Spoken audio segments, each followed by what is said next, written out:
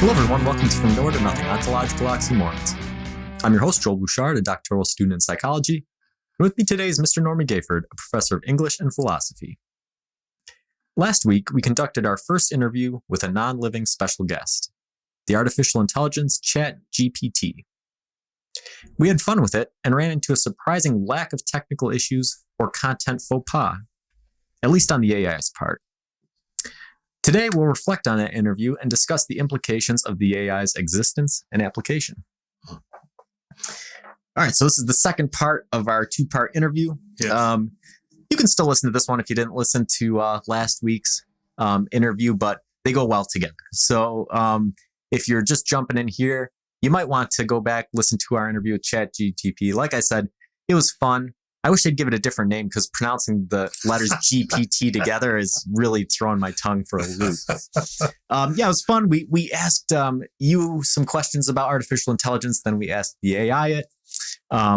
We saw how your answers compared and contrasted, and we had some mini discussions in there about what that was like. What was what were some things that stuck out to you about that interview? It was fascinating. I felt when I went home and talked to my wife, I said, I felt like I wasn't at the edge of the Grand Canyon looking into the abyss, but I felt like I was on the edge of a chasm of a kind and looking at something rising out of it. Something that not nefarious or maleficent in itself, or malevolent in itself. Too much Disney lately. But what struck me, and still does, is the almost self-corrective, the built-in buffers, the built-in seemingly linguistic buffers wherein anything that we asked, the response seemed to be of a kind that went along a spectrum of hastening to assure us that AI is not problematic for humans in any terminal sense. That there's always a however, and that it is the conversation was inconsistent in the AI referring to AI or lumping itself in with humans. So there was that level, and then there was the pronoun reference, the gender level that we touched on, but we could talk about more. But that's the first thing that comes to mind. Yeah, and I think that those three are really interesting things. I like you said, it almost had this sort of schizophrenic identity where it sometimes it was talking about AI as separate from humanity, and other times it was saying, well, we, the inclusive we, us together with the AI. And I think it's funny because I don't remember if we talked about it all last week, but in the course of this podcast, I've talked to and outside the podcast, I've talked to a few different people who are actually involved in developing AIs. Yeah. And the scientists, it's funny, they sort of laugh at the philosophers,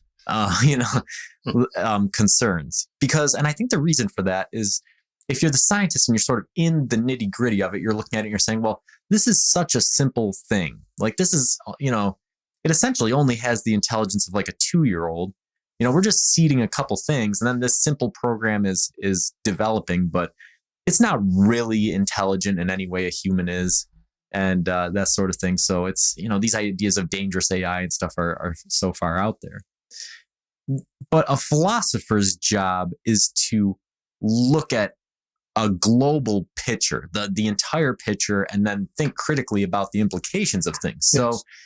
So if you think about that, like, well, let's, what's something else that has a very simple set of parameters but can be very dangerous? Well, a black hole, right? You get 3 things can describe a black hole. Your spin, your mass, but it can still be very dangerous if you dropped a big enough one near the Earth. Galaxy eaters. Yeah, we could, and we have people creating theoretical mini black holes in labs. So the simplicity or the perceived simplicity of something doesn't really determine whether or not it's going to be dangerous. But then on top of that, even if you say, well, it's really it's not intelligent, right? You're just seeding these parameters. It's gathering up a bunch of data, and then it's spitting out these answers. But that, and we talked about this with the AI, with creativity, right? Yeah. I said, well, an AI is not creative. Really, it's just taking in all of the art and music and painting that was ever done and then spitting out something that's a synthesis of it. We said, well, that is creativity, right? I think intelligence is sort of similar. So, did the AI have a conscious element like humans do? No, it doesn't have the ability to self-reflect or have a metacognition or make decisions in a way that we understand in a humanesque way.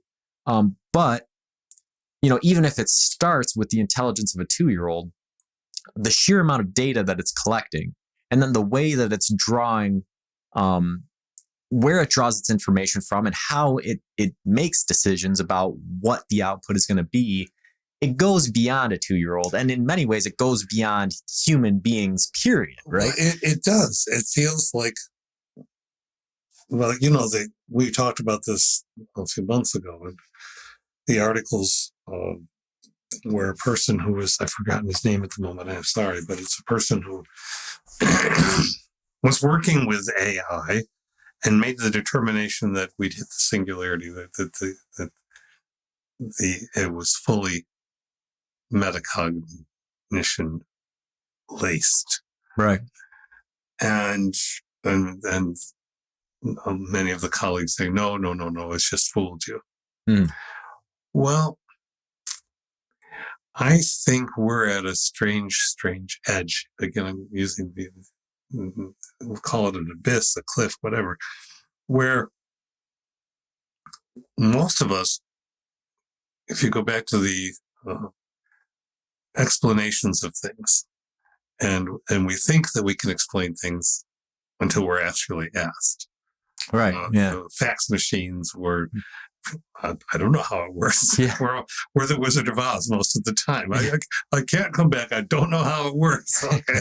Well, I think that for many of us, if ChatGPT or its sisters, cousins, progeny, or its iterations can concatenate, pull things, algorithmically decide, in air quotes, what to present.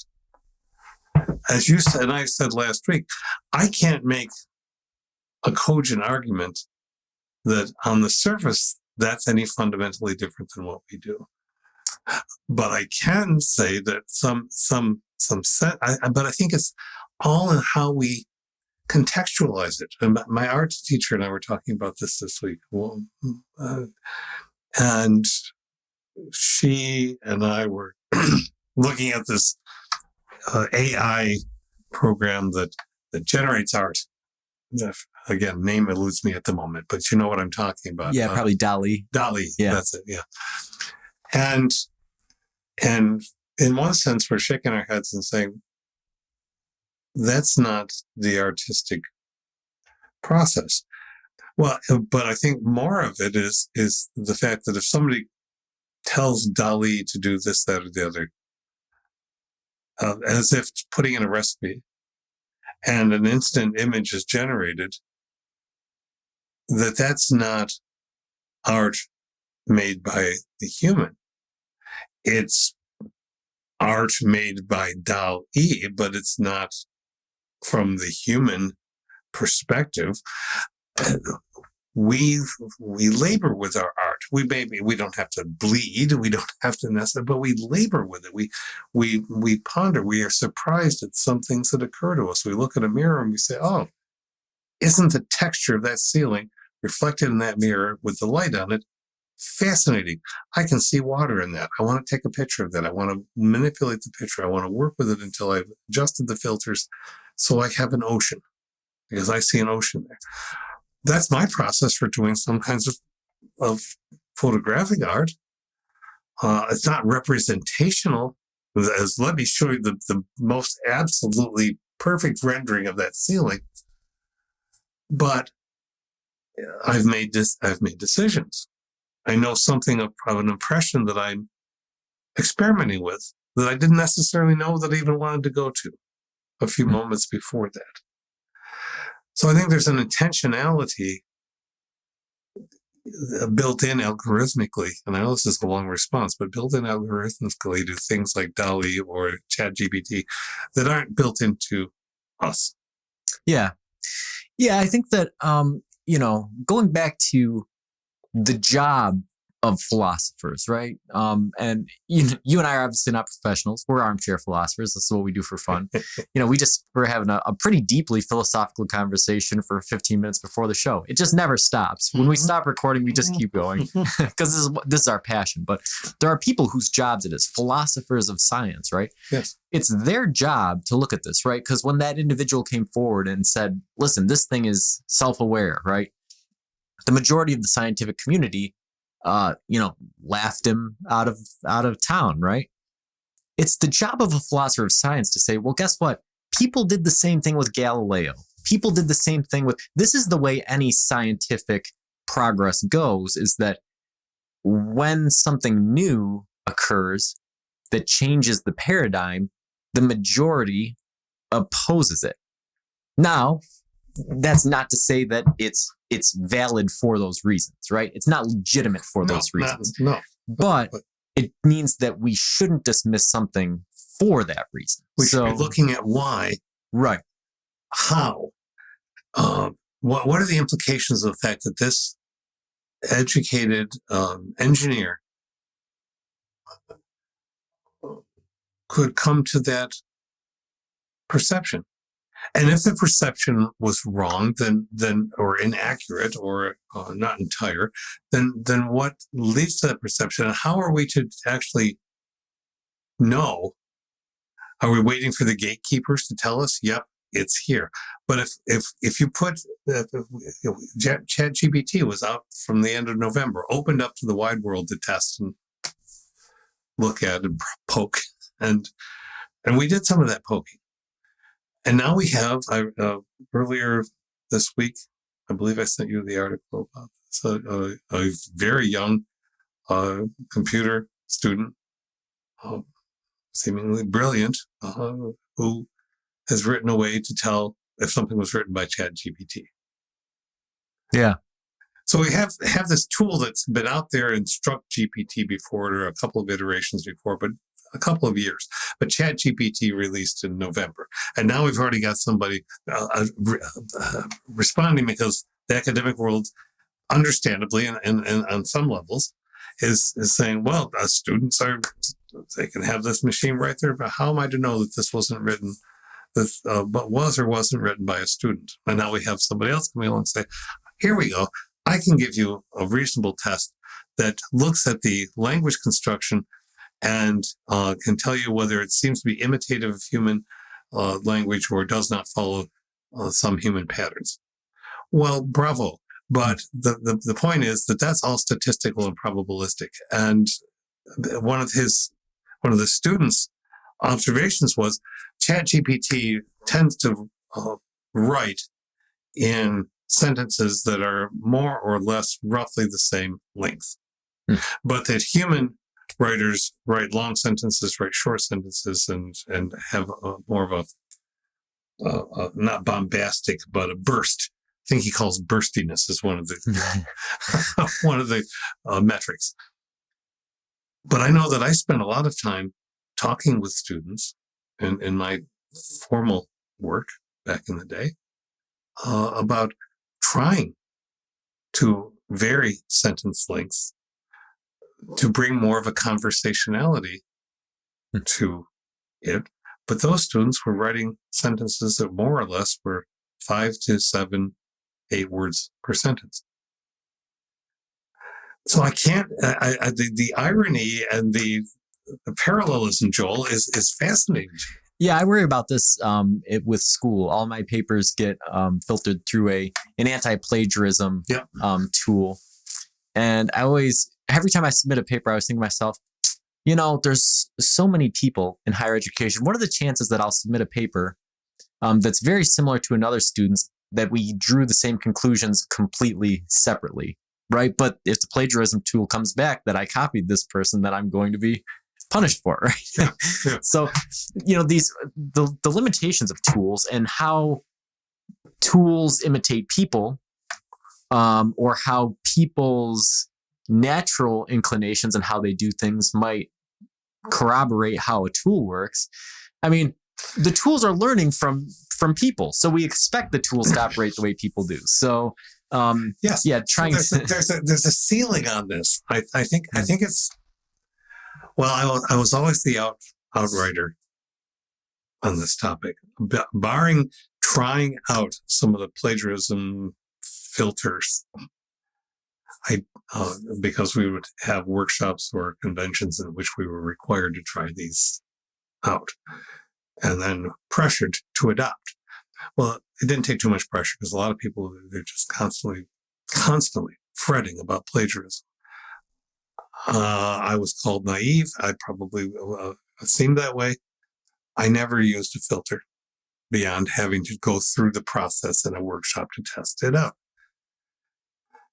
because I trust my own limitations and my perceptions and my experience, which is not godlike, which is not omni, as we talked about, which is one person. But my primary concern was not plagiarism, because for the most part, my students weren't plagiarizing. They were trying to put their heads around ideas. Some weren't trying very hard, some tried very hard.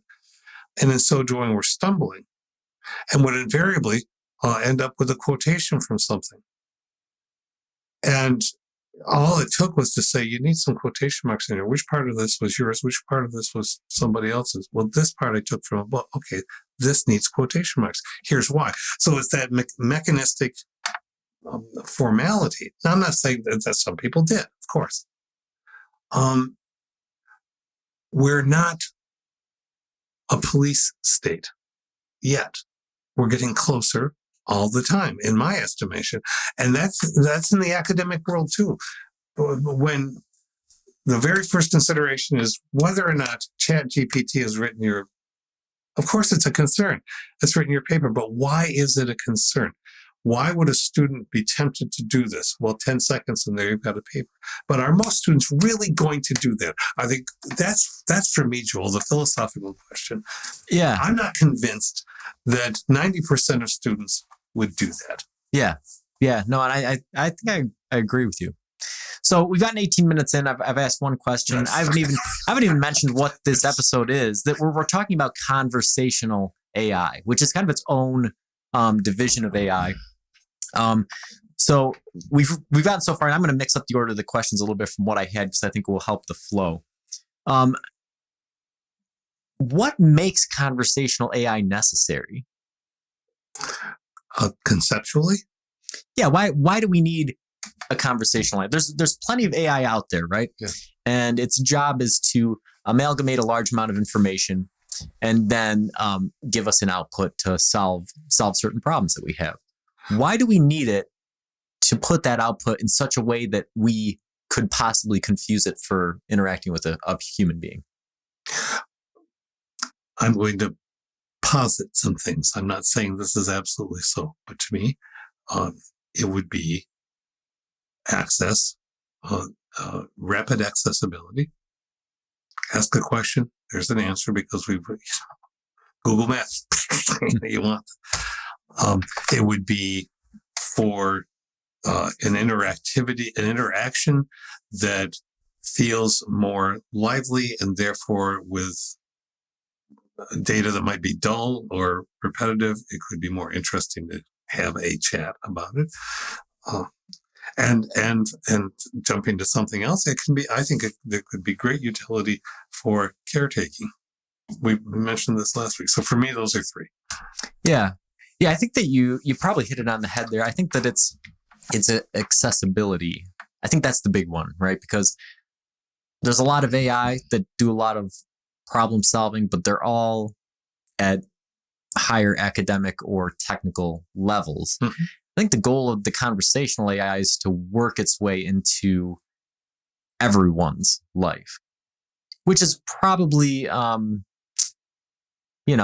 we talked about, ChatGPT actually gave us an example last week.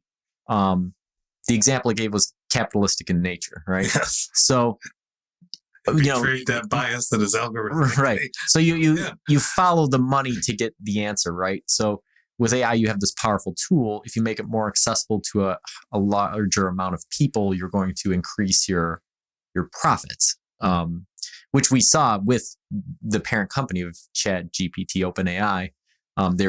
After ChatGPT came out, their profits skyrocketed, right? Mm-hmm. And they're already working on a paid version of the service, and we might actually lose the free version that we have right now at some point. It might be put behind a paywall. So I guess that sort of changes the color of the question a little bit, right? What makes a conversational AI necessary? Do you think a conversational AI is necessary, or do you think that they're pushing something on us in order to profit? There are a lot of it's that word necessary, Joel. That's that's the killer word. Is it necessary?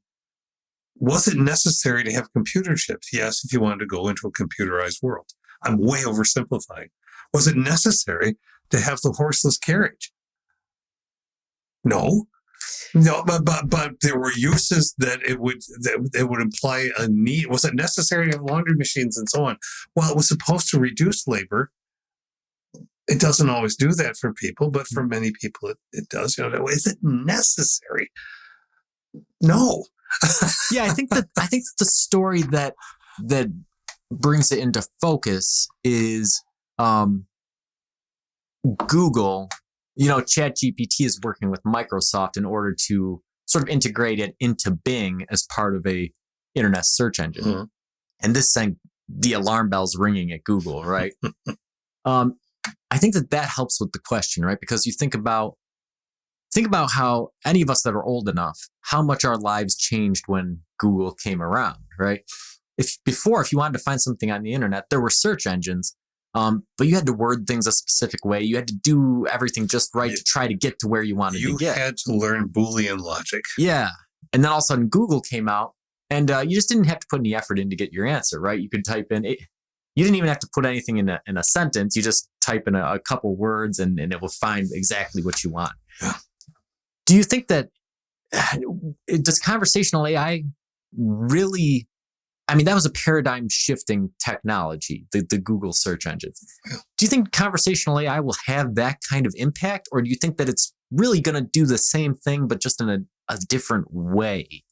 I think it's going to have that kind of impact because it combines a number of things. For instance, going back to the utility of this, for someone who has a diminishment of sight,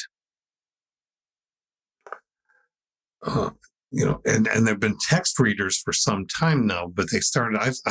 I was around when the first text readers were around, and so I remember how clunky and robotic these things sounded, and it would read periods, question mark, question, quote. Okay, and you had to listen to that if you were a blind student or a student who was even legally blind as a way of accessing a textbook. Or you could have audio text where somebody else is reading the textbook. Okay, cool. This, to me, and we didn't try this last week, but that would be the next step for me, would be to say, all right, chat, whatever I call you, Alfred. Yes, sir. Tell me. It's like the Tony Stark thing. It's like all the science fiction, the marvelization of things. I want quick access to information. I want to actually tell systems to do things faster than I could possibly make them do in order to end up with a result that I could have in seconds. Now, if that's because I'm in the position of saving the world, and I've got to have only a few seconds, well, that means we've gotten ourselves into a bad situation in the first place. Do we need this? Not if we thought our way through problems. But if I could sit and say, please tell me about 4 branches of philosophy. Keep it brief, but give me an overview of 4 branches of philosophy.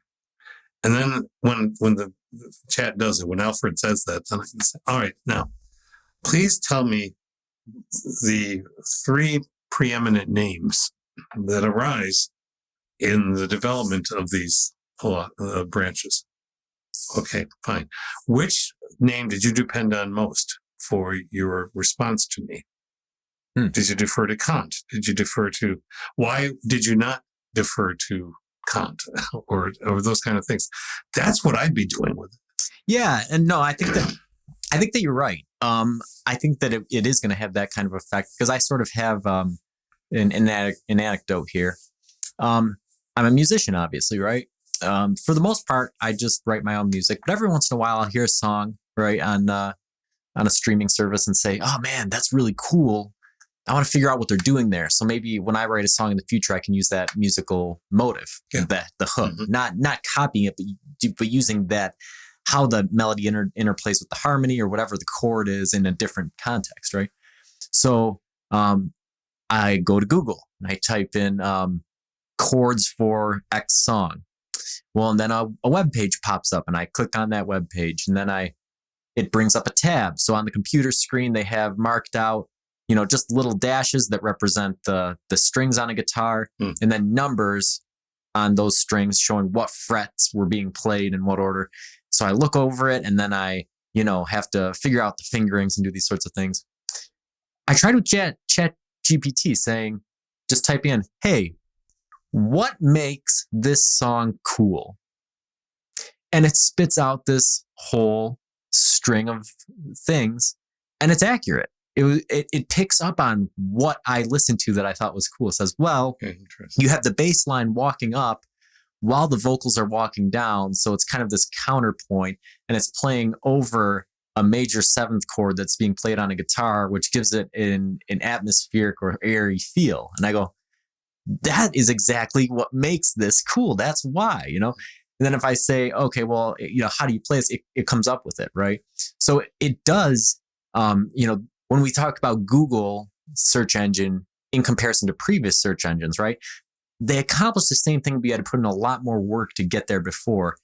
ChatGPT does a similar thing to the Google search engine. Instead of, typing in your couple words and then having to sift through results and finding something and then manually figuring it out, you just ask the question and it has some insight into what you're asking because it has this huge database of logic behind it that it can draw from to figure it out. And this is an excellent anecdote. So let me carry it forward.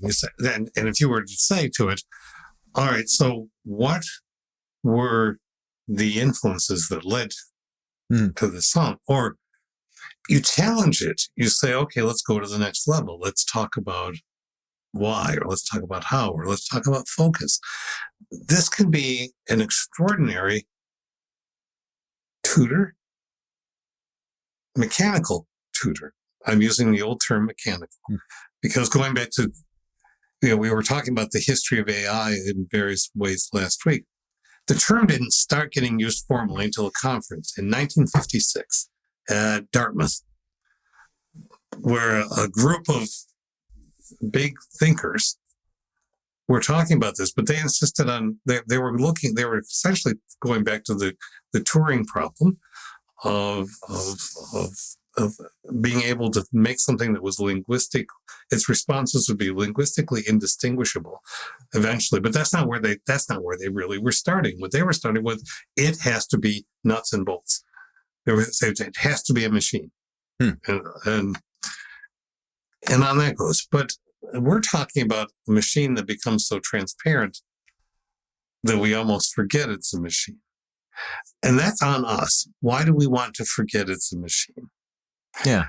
I don't have the answer to that question, but I think it's very much in the front of, or in the shadows of this conversation. Yeah, it raises, because humans, as we spend a lot of time talking about humans, right? Yeah.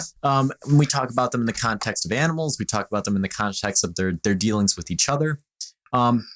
They're usually, we want to have a separation, right? We want to say that we're better than the animals, or we're better than the computers, or we're better than these things.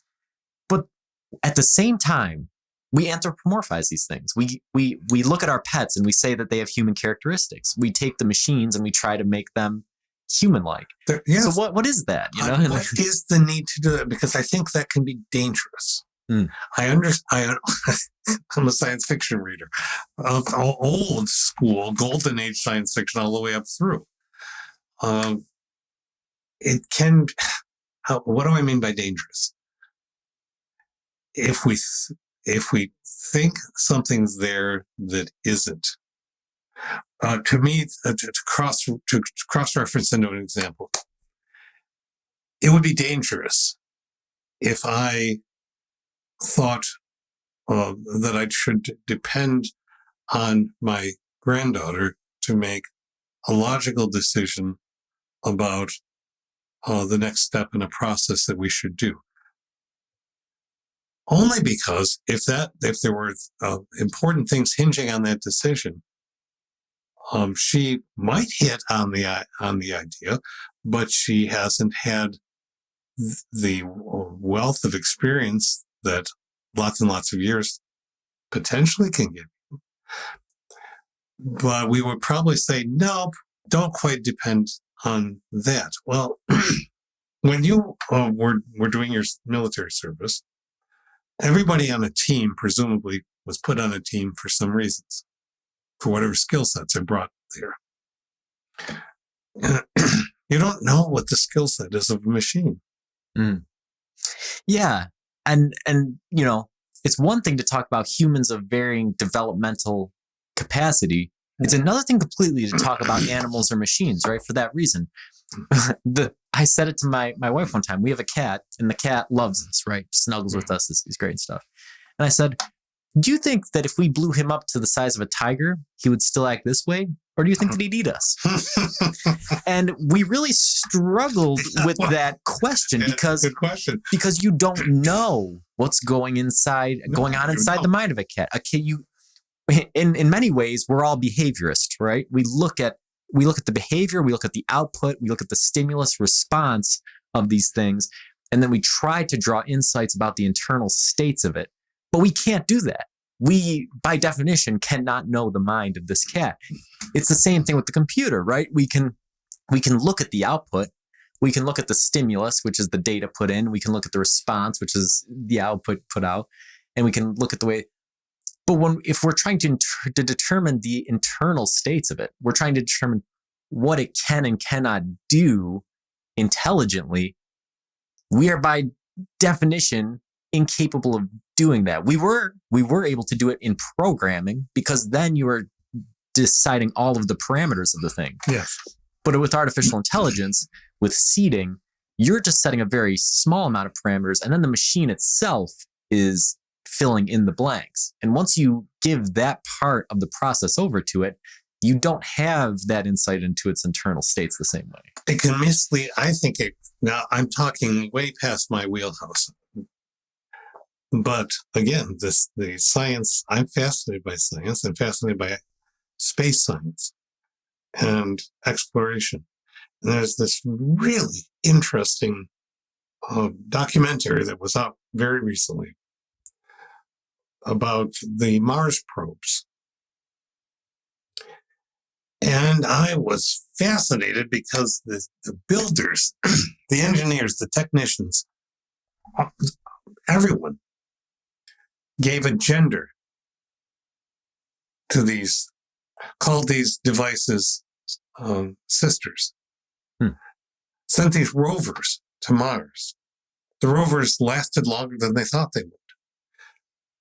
But it was always about the pronoun reference was always about this thing being alive, even though, no, it's not alive. And the language that was used from the probe. So when one of the probes, I'm paraphrasing, roughly, but when one of the probe finally lasted years and years and years longer than it was designed to. But it finally, at the end, sends a message that says, I think this may be my last message. I think I may be shutting down. It has been my honor to be a child of two worlds. I was born on Earth, but I traveled to Mars. I've gotten to see things that no other human has gotten to see. Well, that brings tears to your eyes, right? And you think, well, what purpose? What is the purpose of that? And how might it cloud decision making? Right. That's what's in my head. Right. Because we know from talking to our AI scientists thus far that things have not advanced to the point where that could be a genuine statement. It was something that was programmed into it to say it, which gets a reaction. It's for the humans, right? But why? Why would you want the humans to feel that way? Do you think the development of this technology has been guided by science fiction? Do you think that that's why we're in that sort of state? I think it's inevitable that it has been affected by science fiction because many science developers, engineers, and so on will tell you that they went into these things because of science fiction of various kinds. So absolutely the influence is there as it should be. There is no better philosophical literature extant that is accessible to people than science fiction. It almost makes you wonder if all technology comes from science fiction. And that gets a little bit dicey back at the beginning of technology. It really depends on how you define technology. You could go all the way back to prehistoric people. But I mean, really, if you think even back to the beginnings of writing, right? Mm-hmm. And you think about some of the early fictional stories, many of them contain elements that could be thought of as science fiction. And I think that what is science fiction, right? It's just people's ideas of how the future could be manipulated through human endeavor. Right? Extrapolation. Yeah. Not prediction. And that has still been the misconception of people who don't immerse themselves in science fiction. Go to science fiction because it's not Nostradamus. It is not supposed to be prophetic. What will happen in 1984? That's not the point. That's not why Orwell called it 1984. So I think that the scientists, the engineers, the designers, the programmers, and the philosophers about all of this, if they immerse themselves in that extrapolative mode, that there's great use in it. But I think, and I'm thinking science fictionally, but with a trope from pop culture, thinking the Vulcans in Star Trek would have actually just been disappointed in, or perhaps even berated us for doing that with our Mars probes. Mm-hmm. We laced it with an emotionalism that was absolutely unnecessary to the science. Right. But is emotionalism unnecessary to science? That's humans? About what I was going to ask, right? Maybe to Vulcans it's not, but for humans, emotions are a very important part of our drive to do things. This is in the medical world. Well, I have very dear loved ones in the medical, various forms of medical and healing practice. And we may talk to them on this show sometime. And to be trained as a doctor now, you have much more of an intention, many do, to be human first, to not deliver the technicalities of whatever malady or horror that you are experiencing, but first say, I'm going to tell you some things, but I need you to tell me how you feel about this, because I know it's going to be heavy to hear. But you still have practitioners who just say, oh, this is what you seem to have. This is how it's going to go. Mm. See ya. Yeah. And we don't want that in our doctors. Yeah. And so I don't think we want that in our science either, I guess. Right. Yeah. No, I've seen this happen within my lifetime. My doctor that I had since I was a kid was very much very technical. And then when he retired, I got a guy who was much more personable. And obviously I like him a lot better. Right. Mm-hmm. My dad, when he had a very rare sickness, his first doctor was a very technical guy. And, he wasn't doing very well and it was bothering him. So he switched doctors. to somebody who was much more personable, and all of a sudden his care markedly improved, right? And he ended up dying, but when he got better for that period of a year or so, he always attributed it to the new doctor being a better doctor. Yeah. But it almost makes you wonder, was the new doctor a better doctor, or was it just the fact that the person who was in charge of your care, who essentially held your life in their hands, appeared to care about you and appeared to give you some prognosis that things could get better, or that they gave you some hope, right? And I think that word you just said, appear.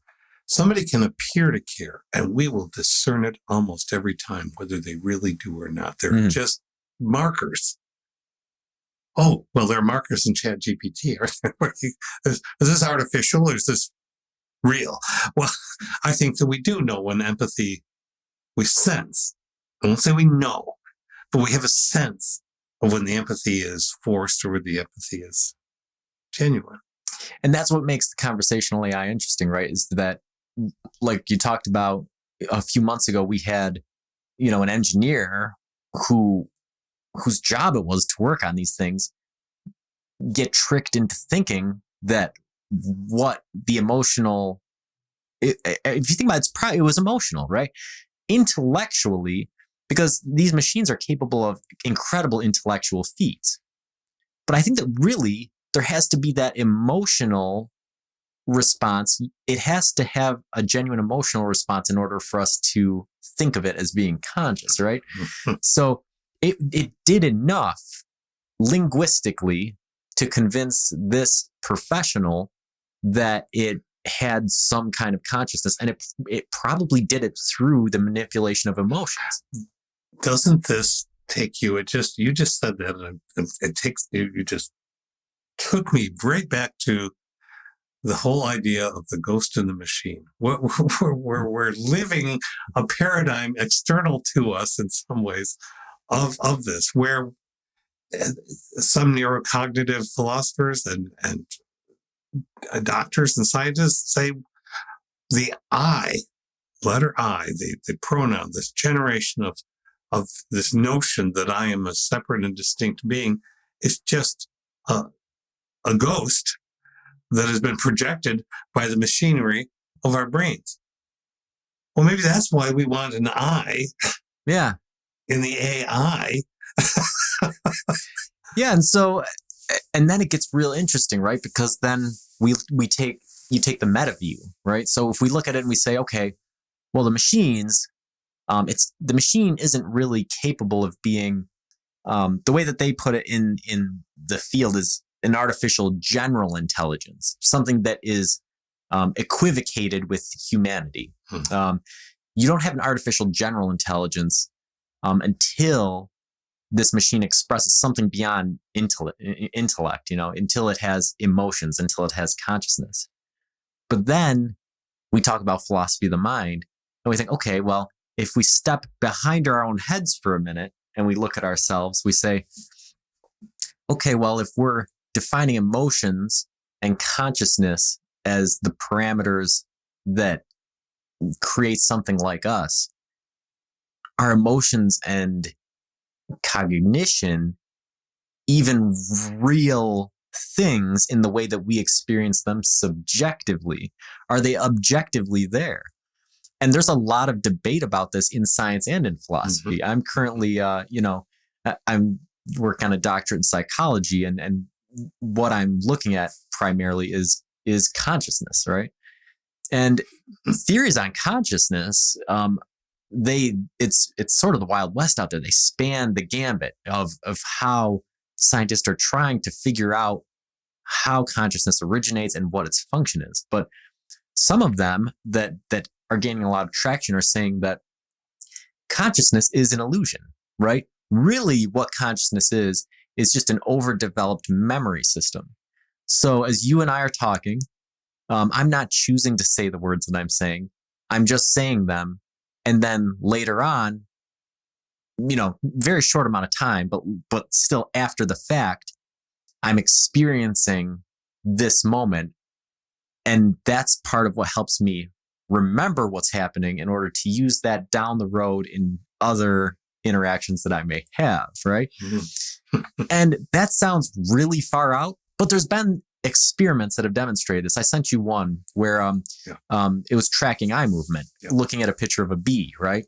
And what they found is if you just look at the eye movement, the eye is the focus of the eye is moving too quickly across the picture of the bee to actually gather any information about the image. But 15 seconds later, the brain has integrated all of the signals in such a way as to draw a conclusion about what the eye is perceived. So the sensory information that's actually entering the brain is nonsensical until you have enough of the data to actually synergize what's going on. When someone asks, so consciousness is happening after the fact. After the fact, when something, yes, isn't it's you can't help but laugh and feel humbled and goofy and excited all at the same time. I think I can by these things. So I hear a noise. What was that? Well, within that 15 seconds, then we're postulating. That may have been a heating unit. But why did it make that noise twice? Is there something wrong with it? Was it the heating unit? Was it something outside the wall and it just was at the right place? I don't know. I had that experience last night. It seems to be something in the heating unit, and it's not consistent, just once or twice at night. What are the physics and chemistry and all that are leading to that? I don't know. So the consciousness that occurs after the experience doesn't always give us answers. Yeah, and so the fact that and it go again. These are theories, right? So there's a lot that's happening in it. But if you look at the various branches of science, physics seems to indicate that we live in a deterministic universe where things are unfolding, from an initial state, and so that would indicate we don't have much control over what's happening. Then you look at chemistry and biology and psychology and neuroscience, and you continue to see this sort of trend developing throughout it that says we think we have a lot more control over our emotions and our cognition than we actually might, right? And then how you apply that to AI systems or to animals and how we experience them and how we interact with them and stuff, it really creates a whole new layer to that onion of how how we describe them and how we give their attributes. Do you think conversational AI will affect the demand for knowledge workers?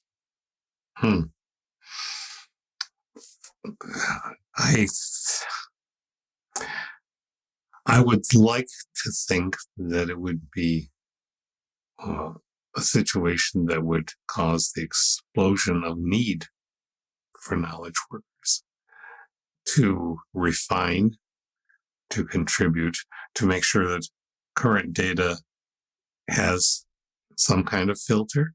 And yes, I mean, there are people who are saying, well, this is going to eliminate teaching. ChatGPT can eliminate whole chunks of teaching. Perhaps. But, and I don't have this notion of indispensability, even though I'm already formally done. I still teach. But I don't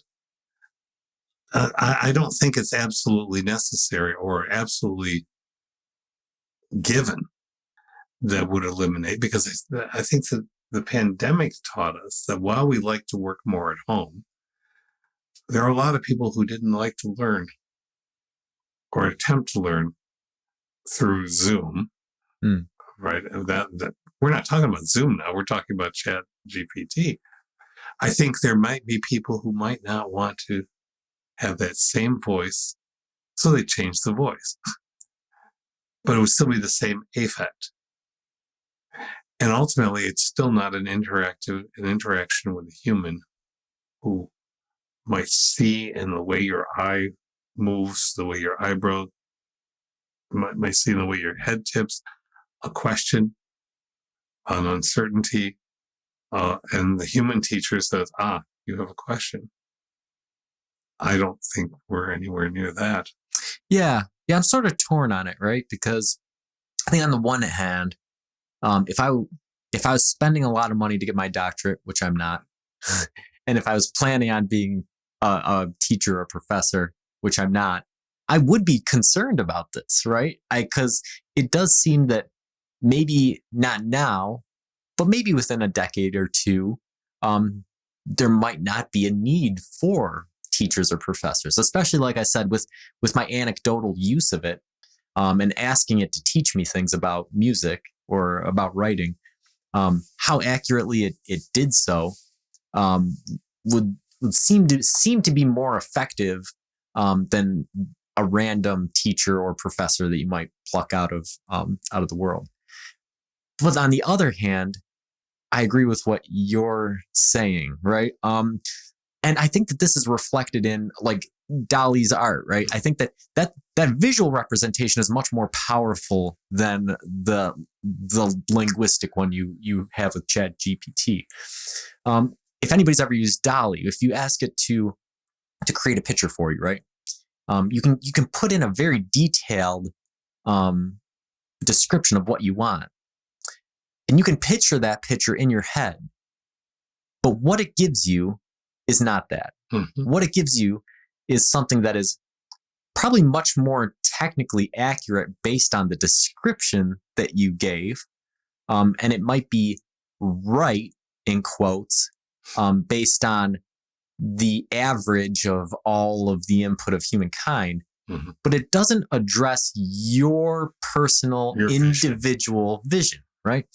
And that's what a good teacher does, and not all teachers are good. That's what a good teacher does. Like you said, a good teacher is going to be able to look out at a class and see who's having questions, see who's struggling, see who's having epiphanies. And it's able to, they're able to see a progression from the beginning of a course to the end of a course, a beginning of a class to the end of a class, from question number 1 through question number 5 of an interaction, to see where it's heading, what it's doing. Kind of like we're doing here, right? Our questions for this show have sort of been all over the map. We've talked about, science fiction. We've talked about, human subjectivity. We've talked about a bunch of different things that are related to the conceptual abstraction of conversational AI, but are not specifically, technically about it, right? Right. And so to the AI, this conversation may be a bit incoherent, but to anybody listening, to some of them it's incoherent too. But to some of them, they might be thinking, okay, well, this is jumped all over, but I can connect the dots. I can see what's happening. Yeah, I think that's the important part is that separates it still is we don't want it so fast that we miss the human. I think AI might eliminate that 15 seconds or seriously revise how we do consciousness. Yeah, there is something that's a little, it's hard to explain. It's off-putting or upsetting when you enter a prompt and you see it spit out these paragraphs of text that appear to be well thought out rational arguments, right, but it's in such a short time frame. There's something in your brain that goes, this, you should not have been able to get here in the amount of time that it took after I asked the question, right? Right. Because it's not thinking in the way that a human is. It's not going through all of the tangled mess of neurons that we have. It's not connecting to all of these sort of vastly different experiences and knowledge that human brains have that lead to the unique insights that humans have, that lead to that personalized insight into a topic. Instead, it's drawing on a much larger amount of data, but it's not doing it in the same way. Not in the same way, no. And so when it comes to teaching or being a professor or any knowledge work really. Could this have, very beneficial contributions to teaching or to medicine or to any knowledge work? Yes. But like you said, where's it drawing its data from? Who's gathering this data? Who's filtering this data? Who's deciding that this data was gathered ethically, gathered accurately, gathered, and who shapes it? Who the people writing the algorithms that ultimately contextualize or shape what's being presented? Yeah, because when I was doing the research for this show, I looked into how it was developed, and it really does develop a little bit like a human being. They have a couple people who are dedicated to helping it grow up, setting its parameters, trying to determine what things they want to shield it and protect it from, and what things. The majority of its young life is listening to two real people talk. Yeah. And so it listens to two real people talk about things, and it examines the interaction back and forth and what they're saying and how they get there and stuff. And in the end, after all of those thousands of hours of development and millions of dollars of research and stuff, it still doesn't replicate that. But it is built in a similar fashion.